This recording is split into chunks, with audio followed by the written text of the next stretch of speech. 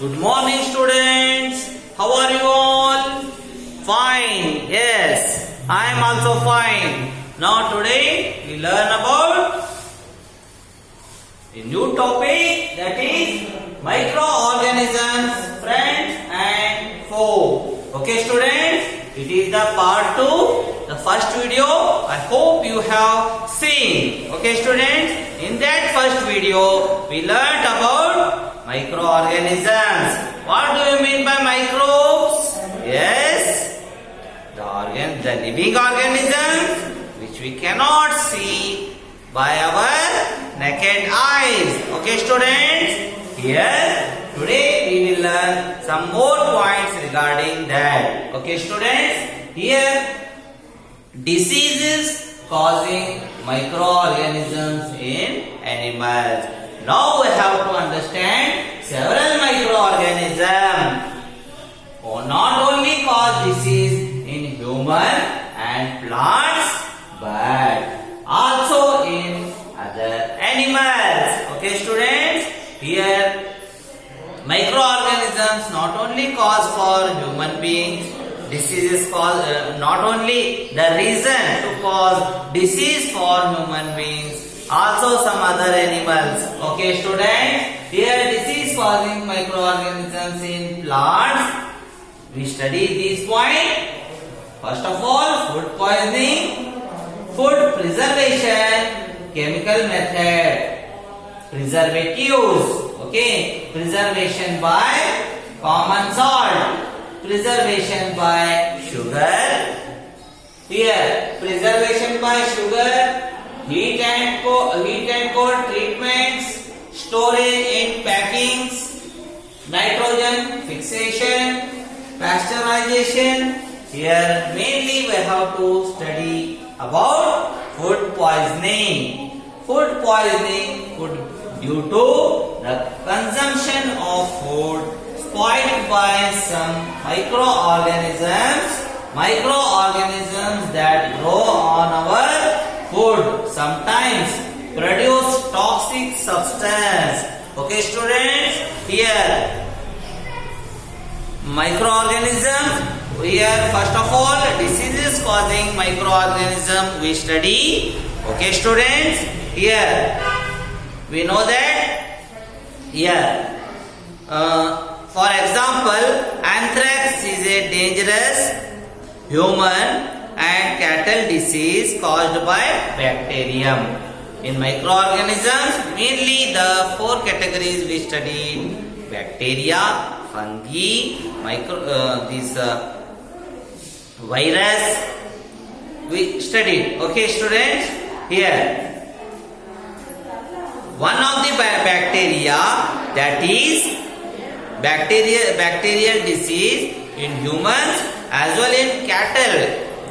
It is observed in human beings as well as in cattle. That is the anthrax. Foot and mouth disease of cattle is caused by virus. Here some microorganisms are the virus. Some are bacteria. Both are harmful. Okay. Some are harmful, some are not. How they are, friends? How they are here harmful? They cause diseases. Some bacteria they cause diseases. We study in previous video. Here disease causing microorganisms in plants. We study several microorganisms cause diseases in plants like wheat, rice, potato, sugarcane, orange, apple and other plants. The diseases reduce the yield of crop. ಬೆಳೆ ಇಳುವರಿ ಅಂತ ಏನು ಹೇಳ್ತೀವಲ್ಲ, ಆ ಬೆಳೆಗಳಿಗೆ virus attack ಆದಾಗ, bacteria attack ಆದಾಗ, micro organisms when they attack on the crops, then they will reduce the yield of the crop. Okay, students. Yeah, for some such plants diseases, they can be controlled by use of certain chemicals which kill the microbes. We are using some chemicals which kill the microbes. Okay, students, to increase the yield of the crop we are using. Here food poisoning. Food poisoning means what, students? Food poisoning could be due to the consumption of food spoiled by some microorganisms. Yesterday, if I prepare food, today I can't eat it because microbacteria will attack and they will spoil that food. Okay, students? Here we can say on reaching the home, he started vomiting and had to be taken hospital. The doctor said that this condition could be due to the food poisoning.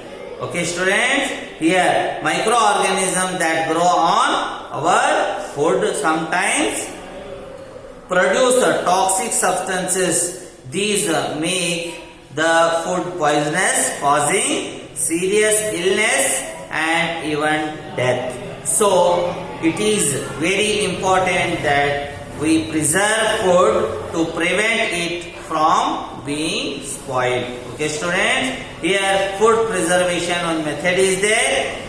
What is that method? Microorganisms spoil our food. Spoiled food emits bad smell and has bad taste. Change the color also. That food which is spoiled by bacteria, is spoiled by microorganism, taste of that food will change, color of that food will change, as well it emits the bad smell. Okay, students, here we let us study the common methods to preserving the food in our home. We have saved it for the attack of microorganism. First method is, that is chemical method. Here we find the preservatives. Salt and edible oil are the common chemicals generally used to check the growth of microorganism. Therefore, they are called preservatives. Which are called preservatives? The salts and the edible oil. Edible oil means oils which we can use for cooking, that is known as edible oil. Okay, students, are common chemicals generally used to check the growth of microorganisms. These are called the preservatives. Okay, students, we add salt or acid preservatives to pickles to prevent the attack of microorganisms. Sodium common preservatives. These are also used in jams and squashes to check their spoilage. Okay, students, here preservation by common salt. Okay, how to preservation by common salt? Okay, students, now we see common salt has been used to preserve meat, fish for ages. Meat and fish are covered with dry salt to check the growth of bacteria.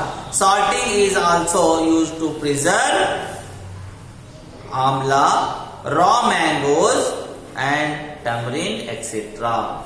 To preserve the tamarind, mangoes, raw mangoes or amla, to preserve these food materials we can use the salt. Okay, students, here many more methods are there.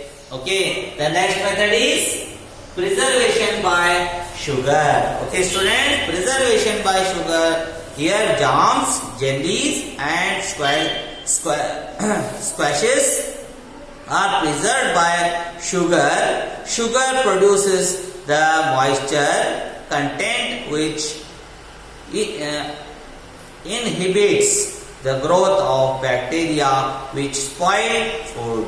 Preservation by oil and vinegar. Use of oil and vinegar prevents spoilage of pickles because bacteria cannot live in such an environment. Vegetables, fruits, fish and meat are often preserved by this method. Okay, students, here heat and cold treatments. Here many more heat and cold treatments are there. Here, pastured milk can be consumed without boiling as it is free from harmful microbes. The milk is heated to about 70 degrees Celsius for 15 to 30 seconds.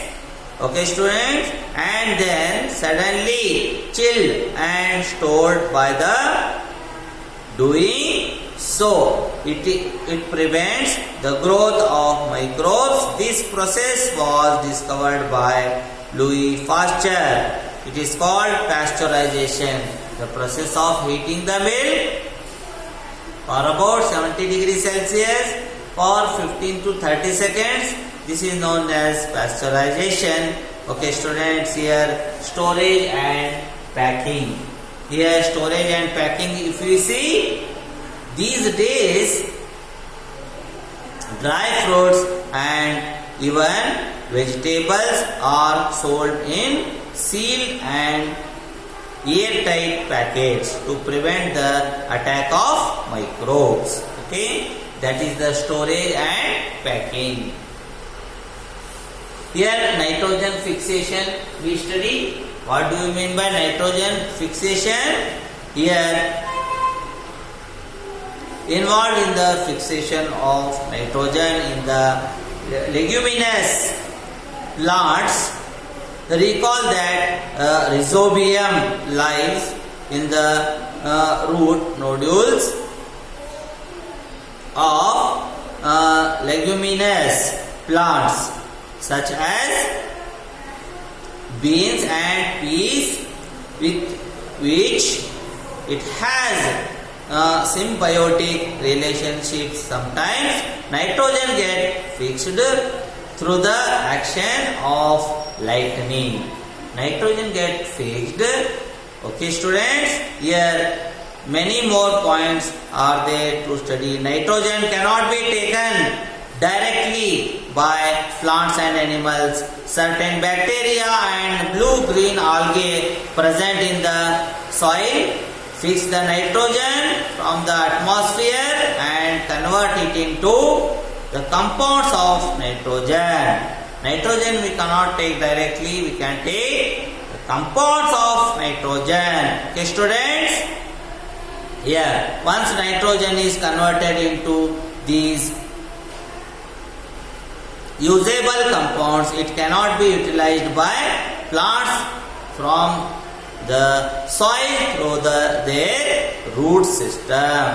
Nitrogen is then used for synthesis of plant protein and other compounds. Animal feeding on plants get these proteins and other nitrogen compounds. Okay, students, when plants and animals die, bacteria and fungi present in the soil convert the nitrogenous waste into the nitrogen compounds to be used by convert some part of them to nitrogen gas, which goes back to the atmosphere. As a result, the present percentage of nitrogen in the atmosphere remains more or less constant. Okay, student,